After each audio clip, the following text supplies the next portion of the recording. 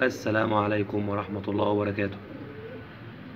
أهلا وسهلا بجميع متابعين قناتنا وجميع محبي الحمام في جميع أنحاء العالم. إن شاء الله النهاردة زي ما وعدناكم هنصور لكم الست زغاليل اللي هم عبارة عن سكروطة وقطاطة إن شاء الله.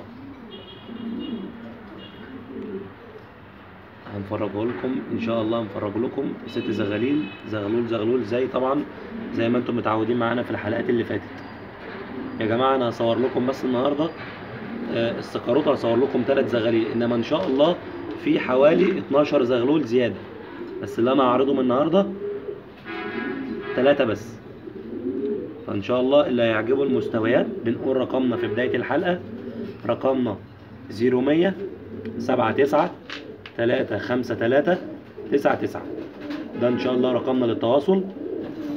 والغواء الجدد اللي لسه مش عامل لنا اشتراك على القناه يعمل لنا اشتراك ويفعل الجرس بحيث اي فيديو جديد يجي لحضرتك باشعار. نبتدي ان شاء الله حلقتنا. ده اول زغلول يا جماعه، بسم الله الرحمن الرحيم. ده زغلول سكروطه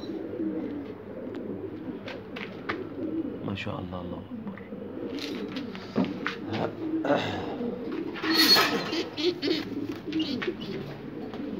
بسم الله الرحمن الرحيم. اللهم صل على النبي. ده التاني. طبعا حبايبنا في الحلقات اللي فاتت احنا مفرجينكم على مساويد ومفرجينكم خضر وبالاسود ما شاء الله. اتفرج على فتاة الفرد ما شاء الله برضو ده اهو، بص عليهم ما شاء الله ما شاء الله. ايوه العين التانية ما شاء الله، بص ما شاء الله كده يا جماعة واضحين مع حضراتكم. ده برضو نفس الفتاة اهيك ما شاء الله. ايوه ما شاء الله اهي ما شاء الله. صورنا لكم يا جماعة الناس اللي هي الغواة الجدد اللي لسه عامل لنا اشتراك على القناة. لو الفيديوهات اللي فاتت ما اتفرجتوش عليها، في فيديو احنا لسه عاملينه عن الصوافات وعن السكروطات الشبابات وعن المساويد. كل دي يا جماعة فيديوهات احنا عاملينها، وعاملين بقى فيديوهات كيفية التحضير وكيفية ان احنا ازاي ان شاء الله ناخد الحمام ده كغية وفي نفس الوقت مشروع نربح منه. عرفتكم ان شاء الله الخطوات دي كلها في الفيديوهات اللي فاتت. نتفرج على بسم الله الرحمن الرحيم. ده زغلول قطاط يا جماعة ما شاء الله. الزغاليل يا جماعة دي كلها بفضل الله سن واحد.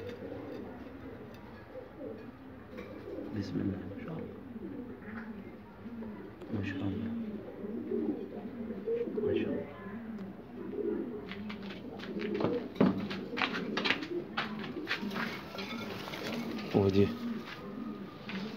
ودي زغلولة صفرا ورق يا جماعة. ان شاء الله انا قلت لكم هصور 6، اللي هياخد ان شاء الله ال6 مع بعض، لو 6 يعني دول ان شاء الله عجبوكم بفضل الله نعمل معاه خصم على المجموع كله. انما اللي محتاج زغلولين بس برضو يقدر ياخدهم عادي، انما اللي يقدر ياخد ال6 مع بعض ان شاء الله ده نعمل معاه خصم على المجموع كله.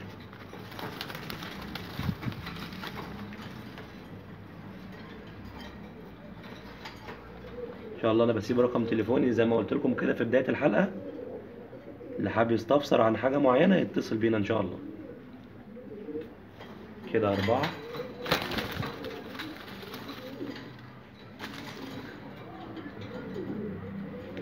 ما شاء الله ما شاء الله ما شاء الله. ده يا جماعة ده زغلول قطاطي صابوني. بصوا يا جماعة بقى، ايوه الطاقية بتاعته هيك لسه طبعا زغلول صيف فما بيبقاش باين قوي. هو عامة الزغلولين دول اخوات، هم اخوات من الاب بس، انما الام بتاعت ده مختلفة عن ده.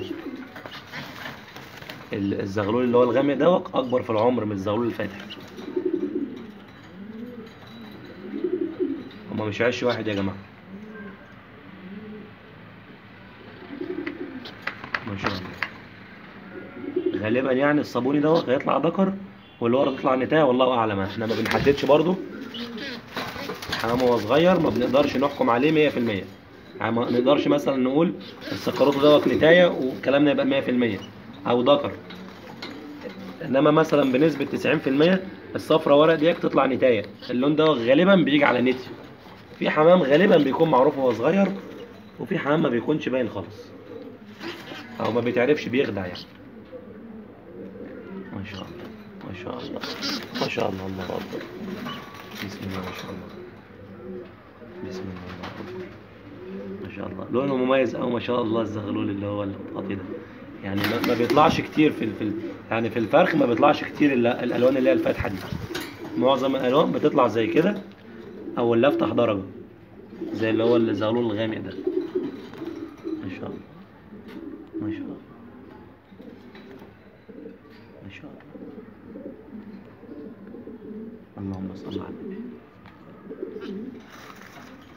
كده يا جماعه نتفرج على رقم 6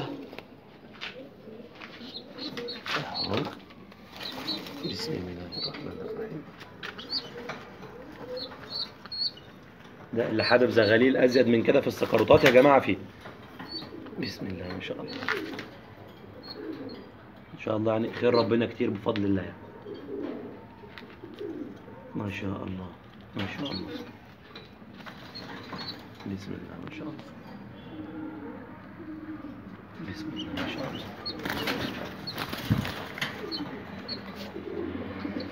بسم الله ما شاء الله. بسم الله ما شاء الله. ما شاء الله.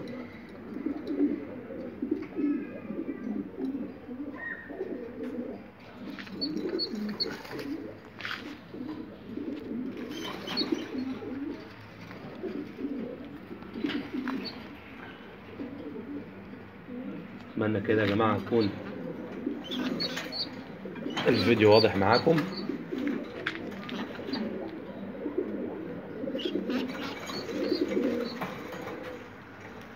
ما شاء الله ما شاء الله الله أكبر.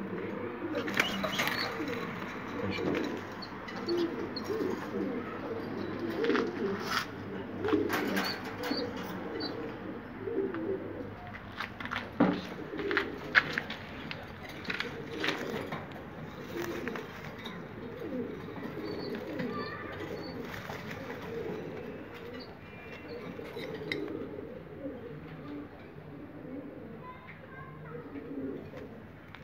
كده ان شاء الله اتفرجتم على 6 زغاليل زي ما وعدناكم امبارح ان شاء الله. طبعا احنا كنا مصورين لكم هنا السلاكه وهي تحت الانشاء زي ما انتم شايفين.